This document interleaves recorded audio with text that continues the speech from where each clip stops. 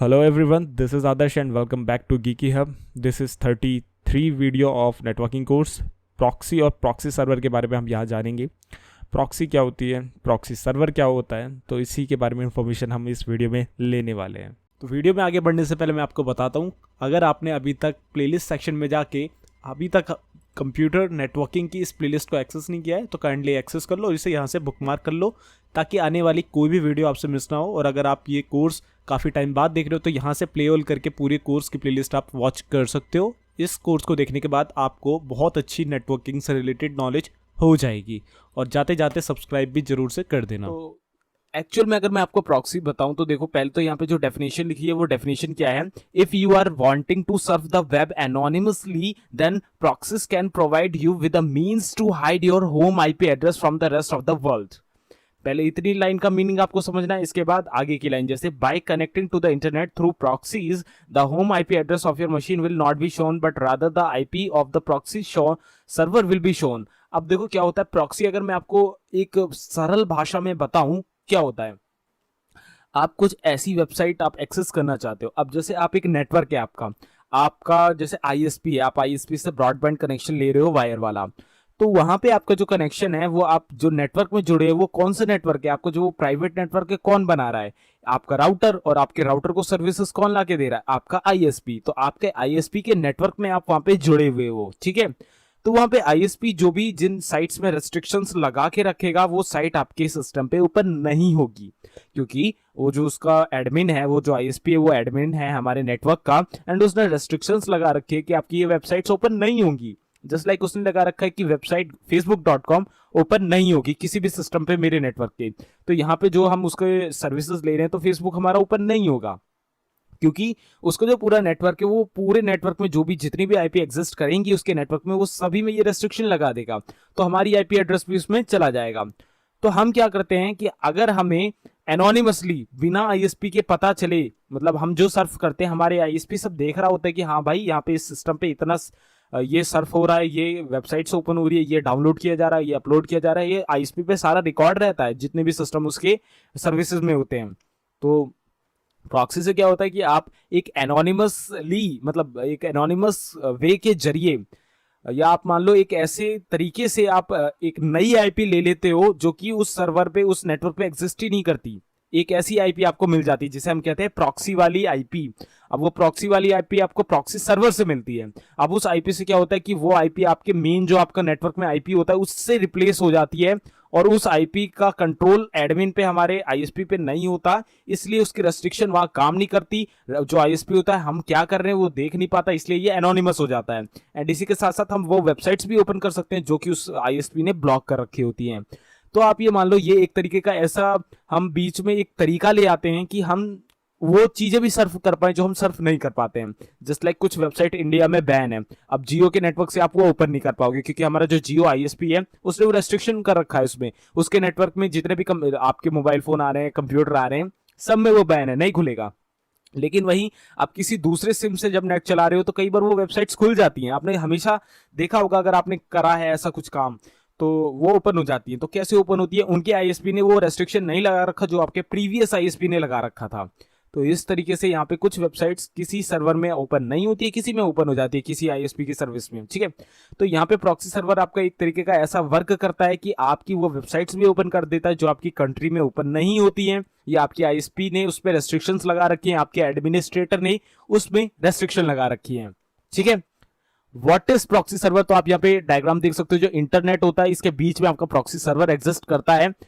आपकी जो main query होती है जो आप नॉर्मली बिना प्रॉक्सी के यूज करते हो वो डायरेक्ट इंटरनेट पे जाती है, लेकिन प्रॉक्सी लगाने पे वो पहले प्रॉक्सी सर्वर पे जाएगी। प्रॉक्सी सर्वर में आप किसी दूसरी जगह का आईपी सेट कर दोगे, जैसे आप इंडिया में बैठ के यूएस का सेट कर दोगे तो यूएस में शायद वो रेस्ट्रिक्ट ना हो, तो वो यूएस के सर्वर से रीडायरेक्ट होकर वहां की आईपी लेगा और वहां पे वो वेबसाइट ओपन करके आपको लाके दे देगा। इस तरीके से काम होता है।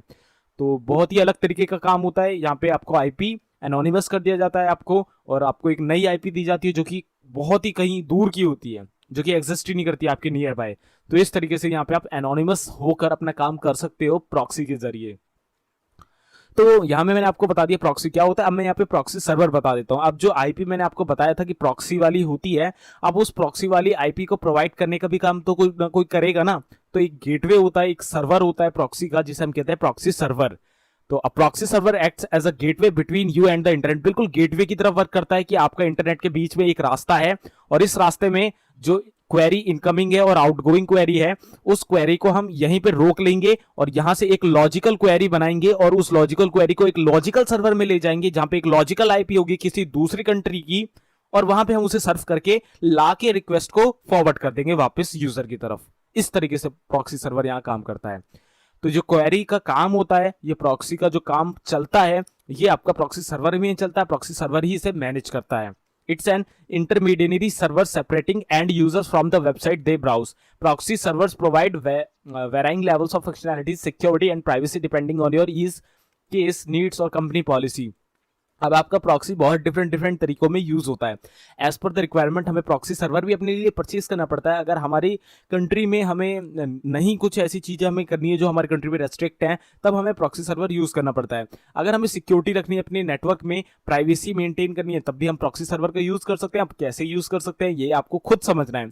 अगर सिक्योरिटी पर्पसेस में हम यहाँ पे बात करें तो जस्ट लाइक आप सिक्योरिटी में ये होता है कि आपको कहीं मेल भेजनी है, अब मेल भेजनी है, कुछ ऐसा सीक्रेट काम है, सीक्रेट काम जस्ट लाइक आपका गवर्नमेंटल काम होता है कुछ, तो उन सब में हमें ये होता है कि हमारा सोर्स डेस्टिनेशन जो होता है वो हमें पता नहीं लगना देना है किसी को भी, तो हम प्रॉक्सी सर्वर यूज कर सकते हैं। हम यहाँ से बैठे बैठे कहीं और किसी चीज को पकड़ रहे हैं या कुछ, ज्यादातर ब्लैक हैट हैकिंग में इसका यूज होता है, आप यहाँ पे ये समझ लो, लेकिन सिक्योरिटी पर्पसेस में भी इसका यूज होता है। गवर्नमेंट के काम होते हैं, आपस में फाइल एक्सचेंज होती है, तो सोर्स और डेस्टिनेशन दोनों को हाइड करके रखना है, एंड टू एंड एन्क्रिप्शन जिसे कहते हैं, हम प्रॉक्सी सर्वर यूज कर सकते हैं।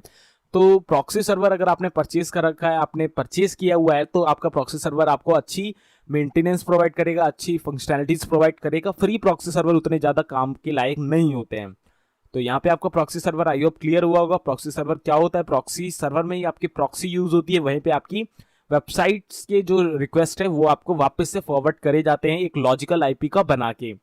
तो कैसे वर्क करता है आगे के डायग्राम पे जानेंगे। तो how does a proxy server operate, अब ये प्रॉक्सी सर्वर ऑपरेट कैसे होता है। अब proxy server is basically a computer on the internet with its own IP address. देखा यहाँ पे आपका जो सर्वर है, सर्वर में आपकी अपनी खुद की आईपीज होती हैं, ठीक है, that your computer knows. When you send a web request, your request goes to the proxy server first. The proxy server then makes your web request on your behalf, collects the response from the web server and forward you the web page data so you can see the page in your browser. अब दूसरा paragraph भी एक बार पढ़ लें, फिर मैं आपको पूरा टोटल अच्छे से बता देता हूँ क्या बात है यहाँ पे। When the proxy server forwards your web request, it can make changes to the data you send and still get your information that you expect to see. A proxy server can change your IP address, so the web server doesn't know exactly where you are in the world. It can encrypt your data so your data is unreadable in transmit है ये। And lastly, a proxy server can block access to certain web pages or based on IP address. अब देखो यहाँ पे मैं बताता हूँ कि जो प्रॉक्सी सर्वर होता है वो ऑपरेट कैसे होता है, उसकी वर्किंग कैसे होती है, ठीक है। वर्किंग जान लो आप। आपने अपने सिस्टम से एक ऐसी वेबसाइट के लिए क्वेरी भेजी है सर्वर पे उसके, जो आपको रेस्ट्रिक्ट है उसे सर्व करना। जस्ट लाइक वेपन्स की जो वेबसाइट्स होती हैं कि वेपन खरीद लो, तो इंडिया में तो रेस्ट्रिक्ट है क्योंकि बिना लाइसेंस के कोई वेपन खरीद नहीं सकता, तो वेपन की वेबसाइट्स यहाँ पे बैन है। तो अब आप जैसे उस वेबसाइट को एक्सेस करने की कोशिश करते हो, अपने गूगल पे टाइप करते हो उस वेबसाइट का नाम, तो सर्च रिजल्ट में वो वेबसाइट आती है, जब वहाँ क्लिक करते हो तो कुछ इस तरीके का एरर आता है, this site can not be reached. तो वहाँ क्या होगा, आपका जो सर्वर है, आपका जो कंप्यूटर है वो रिक्वेस्ट भेजेगा कहाँ पे, उस वेबसाइट के सर्वर पे, लेकिन वो सर्वर पे रिक्वेस्ट जाएगी ही नहीं, बिकॉज आपका जो आईएसपी है उसने वो जो वेबसाइट है वो रेस्ट्रिक्ट कर रखी है क्योंकि उसके ऊपर गवर्नमेंट का प्रेशर है, ठीक है। तो आप क्या करोगे, यहाँ पे एक प्रॉक्सी ओपन करोगे, प्रॉक्सी में जाके उस वेबसाइट का एड्रेस पेस्ट करोगे, वहां पे आप सर्वर सिलेक्ट करोगे, यूएस का, फ्रांस का, इंग्लैंड का, रशिया का, जापान का, ऑस्ट्रेलिया का, बहुत सारी कंट्रीज के सर्वर्स आते हैं। आप उसे सिलेक्ट करोगे और सर्च बटन पे क्लिक कर दोगे, ऑटोमेटिक वो वेबसाइट आपके सामने खुल जाएगी, बिकॉज यहाँ पे आप डायरेक्ट अपनी जो रिक्वेस्ट है वो उसके सर्वर पे ना भेज के एक ऐसे सर्वर पे भेज रहे हो जो कि आपके देश से कहीं दूसरे देश में लगा हुआ है, जस्ट लाइक यूएस। अब आपने उस सर्वर में रिक्वेस्ट भेजी, अब उस सर्वर में क्या है, कुछ ऐसा कॉन्फ़िगरेशन वहां बनी हुई है कि जो रिक्वेस्ट आएगी उसमें जो रिक्वेस्ट कर रहा है उसका आईपी रिप्लेस करके उनका आईपी लग जाएगा, जैसे यूएस का आईपी लग गया।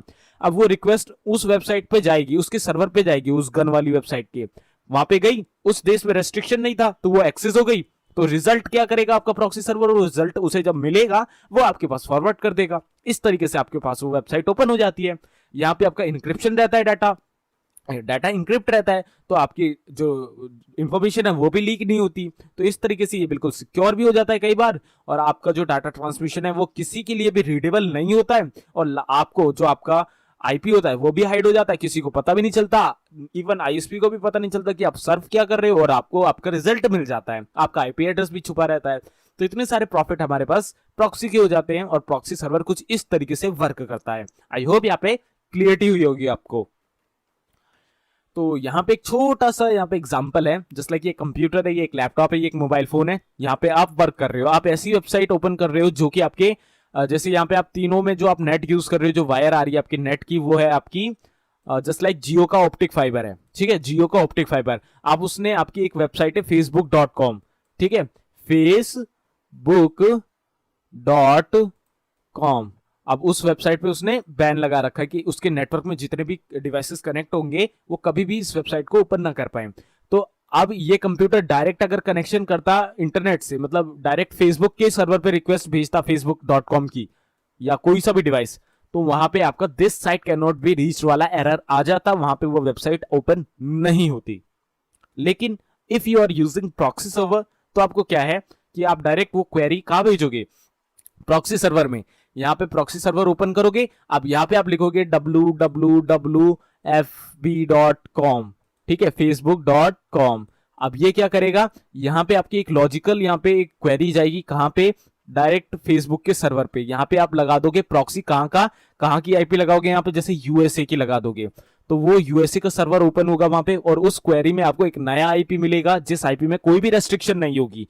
अब वो आईपी सर्व करेगी facebook.com को इंटरनेट में, अब वो तो उसे मिल जाएगा क्योंकि वहां पे रेस्ट्रिक्शन है नहीं। तो वो वापस से क्वेरी जब यहाँ पे रिस्पॉन्स के रूप में पहुंचेगी, तो वो रिस्पॉन्स आपको वापस से फॉरवर्ड कर दिया जाएगा, जिससे आप उस वेबसाइट को भी एक्सेस कर पाओगे उस नेटवर्क में जो कि रेस्ट्रिक्ट कर रखी है आपके आईएसपी ने। इवन आप जो सर्व कर रहे हो प्रॉक्सी के थ्रू, वो आपके जियो वाले आईएसपी को भी पता नहीं चलेगा। आपका आईपी इस सर्वर के बाद किसी को भी पता नहीं चलेगा। इवन जो यहाँ पे सर्वर होगा ना फेसबुक का, उसे भी आपका मेन आईपी पता नहीं चलेगा, उसे सिर्फ प्रॉक्सी का आईपी पता चलेगा। तो यहां से भी आपकी प्रोटेक्शन है, यहां से भी आपकी प्रोटेक्शन है, कोई भी आपके डाटा को देख नहीं पाएगा। इस तरीके से हम प्रॉक्सी का यूज करते हैं। जस्ट लाइक वीपीएन, वीपीएन में क्या है, वर्चुअल प्राइवेट नेटवर्क, उसमें भी ऐसी कुछ बिल्कुल ऐसा ही कॉन्सेप्ट होता है, थोड़ा सा डिफरेंट होता है लेकिन कुछ ऐसा ही कॉन्सेप्ट होता है। तो वीपीएन के बारे में भी आपको आगे वाली वीडियोस में बता दूंगा, लेकिन अभी प्रॉक्सी सर्वर समझ लो, किसी भी वेबसाइट को एक्सेस कर सकते हैं जिसका रेस्ट्रिक्शन हो, या और थोड़ा सा और है कि आपको जो अगर अपना डाटा आप जो यूज कर रहे हो, आप वीपीएन भी यूज कर सकते हो, लेकिन यहाँ पे हम प्रॉक्सी सर्वर भी यूज कर सकते हैं अपनी ऐसी वेबसाइट्स को सर्व करने के लिए जो कि हम किसी और को नहीं दिखाना चाहते, इवन आईएसपी को भी नहीं दिखाना चाहते। तो इस तरीके से प्रॉक्सी सर्वर आपका वर्क करता है। तो यहाँ पे कुछ एडवांटेजेस और डिसएडवांटेजेस हैं, तो एडवांटेजेस के बारे में देख लेते हैं। तो control internet uses of employ और चिल्ड्रेन। तो अगर आपने प्रॉक्सी सर्वर यहाँ पे इंस्टॉल कर रखा है, तो यहाँ पे आपको जो कंट्रोल यूजेज है आपकी, आप क्या देख रहे हो, मतलब जैसे आप किसी ऑफिस में एम्प्लॉय हो और या आप बच्चे हो, तो आपके पेरेंट्स अगर नजर रखते हैं कि आप क्या देखते हो, तो मतलब नॉटी वाली चीजें तो नहीं बता रहा मैं यहाँ पे, लेकिन हाँ अगर कुछ ऐसी चीजें आप सर्व कर रहे हो जो कि शायद रेस्ट्रिक्शंस वाली हो, या जो मतलब मैं बताना तो नहीं चाहता सिक्योरिटी पर्पज से, लेकिन मैं बता रहा हूँ कि ज्यादातर इनका हम कहाँ पे यूज करते हैं, हम क्यों कैसे इसे डिटेक्ट करें। तो मैं यहाँ बताता हूँ कि इनका ज्यादातर मिसयूज कहाँ हो रहा है। तो मिसयूज में नंबर 1 है आपका एम्प्लॉय और चिल्ड्रन पे। तो एम्प्लॉय और चिल्ड्रन कैसे, अब एम्प्लॉय है, ऐसी कुछ हो सकता है कि ऑफिस के रिलेटेड सारी चीजें इधर से उधर कर रहा हो कोई, तो उस चीज से बचने के लिए आपको जो प्रॉक्सी सर्वर है उस पर नजर रखनी पड़ेगी। आपके बच्चे गलत जगह तो नहीं जा रहे हैं, गलत वेबसाइट्स तो सर्व नहीं करने, तो उस चीज से आपको रेस्ट्रिक्ट रखने के लिए प्रॉक्सी चेक करता रहना पड़ेगा कि आपका बच्चा प्रॉक्सी से तो वैसी चीजें एक्सेस नहीं कर रहा। तो इन सब चीजों को आपको ध्यान रखना है। दूसरा, bandwidth saving and improved speed. अब इसमें क्या है कि अगर आपका सर्वर बहुत दूर रखा हुआ है, या आपका कुछ ऐसा नेटवर्क है जो कि बहुत मतलब हाई वैसा नहीं है कि आपको बहुत अच्छा रिस्पॉन्स मिले, बहुत जल्दी जल्दी आप वहाँ पे अपने सर्व कर सको या अपनी इंफॉर्मेशन गैदर कर सको, वहाँ पे आपको बैंडविड्थ की सेविंग मिल जाती है, बिकॉज आपका सर्वर जो होता है इसका क्वेरी वाला, वो ऑटोमेटिकली सारा लोड अपने ऊपर उठा लेता है और आपको सिर्फ क्वेरी का रिजल्ट ला के देता है। ठीक है, प्राइवेसी बेनिफिट, अब यहाँ पे आपका बेनिफिट हो गया प्राइवेसी का, कि आपका जो भी इंफॉर्मेशन है, जो भी आप क्या सर्व कर रहे हो, आप क्या डाउनलोड कर रहे हो, क्या अपलोड कर रहे हो, इवन आपका आईएसपी भी ये देख नहीं पाएगा। तो प्राइवेसी आपकी बहुत अच्छी मेंटेन हो जाएगी। इंप्रूव्ड सिक्योरिटी, अब यहाँ सिक्योरिटी होती है, दोनों साइड का एन्क्रिप्शन चलता है, सोर्स का भी डेस्टिनेशन का भी। एनक्रिप्टेड फॉर्म में आपका डाटा इधर से उधर ट्रैवल करता है, ट्रांसमिशन होता है, तो इसलिए यहाँ पे सिक्योरिटी से कोई भी कंसर्न जल्दी देखने को नहीं मिलता है। एक्सेस टू ब्लॉक्ड रिसोर्सेज, अब सबसे बड़ा एडवांटेज यहाँ पे इसका यही है, एक्सेस टू ब्लॉक्ड रिसोर्सेज। आपकी कुछ ऐसी वेबसाइट्स जो आपके लिए रेस्ट्रिक्ट कर रखी हैं आपके आईएसपी ने, आपके एडमिनिस्ट्रेटर ने, तो आप उन्हें भी एक्सेस कर सकते हो with the help of proxy and proxy server. तो ये आपके कुछ एडवांटेज और डिसएडवांटेजेस थे। यहाँ पे कुछ और यहाँ ओवरव्यूज हैं, जैसे free proxy server risk. Free वाला प्रॉक्सी अगर आप यूज करोगे तो आपको रिस्क होने का खतरा है, तो आपको एक परचेज प्रॉक्सी सर्वर ही यूज करना है।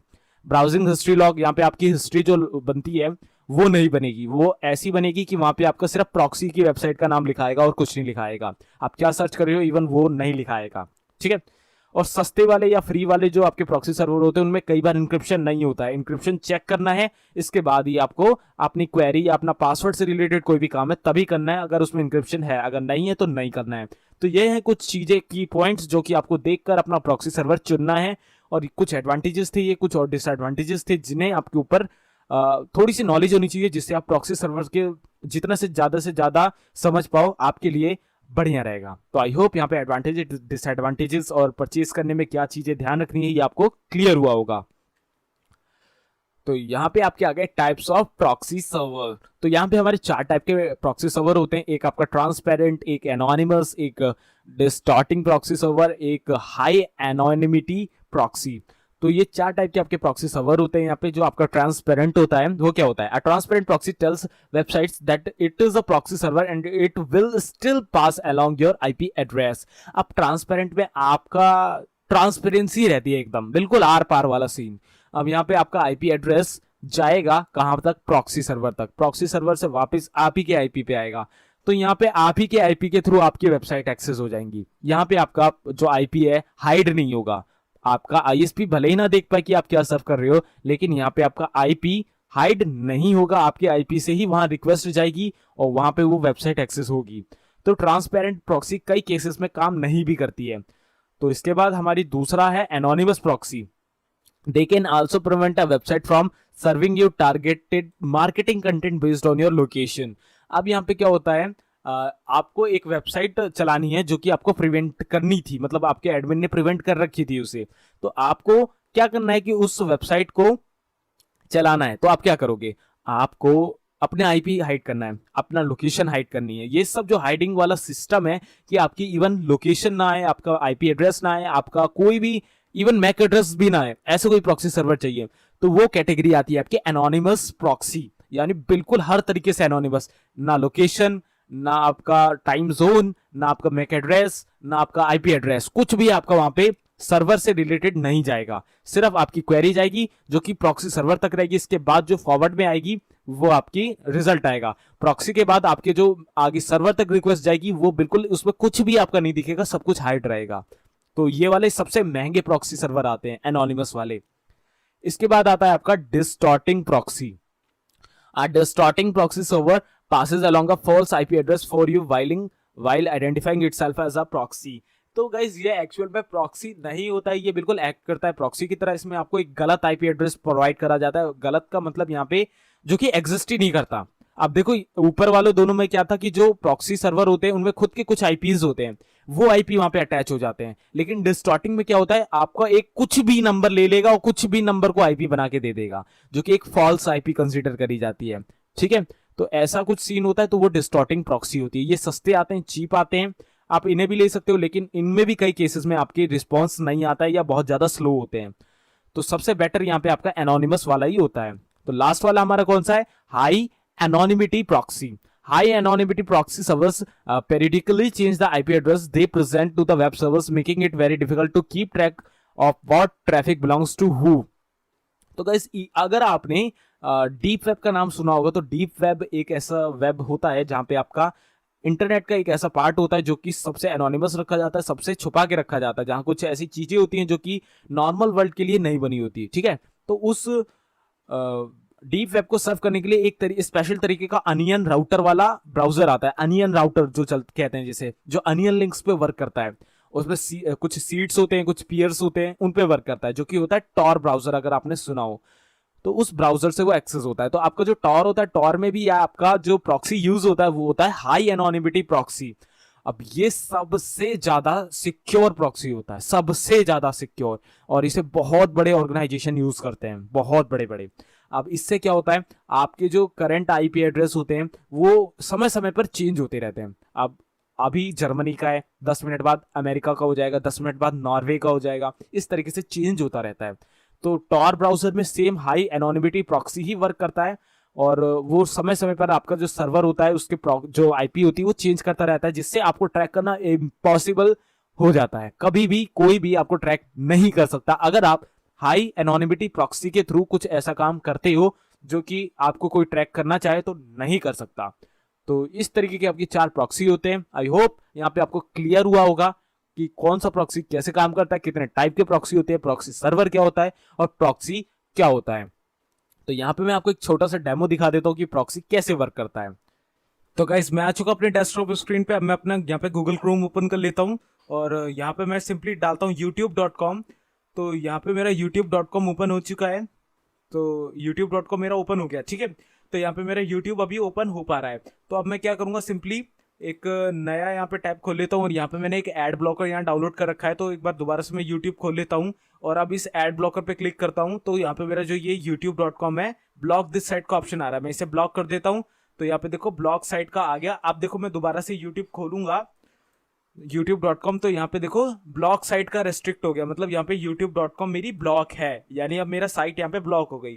तो if you are facing this situation कि आप कोई वेबसाइट ओपन नहीं कर पा रहे हो, आपका वो ब्लॉक्ड है किसी आईएसपी के द्वारा, तो आप क्या करोगे, मैं सिंपली यहाँ पे आप प्रॉक्सी ओपन कर लेता हूँ।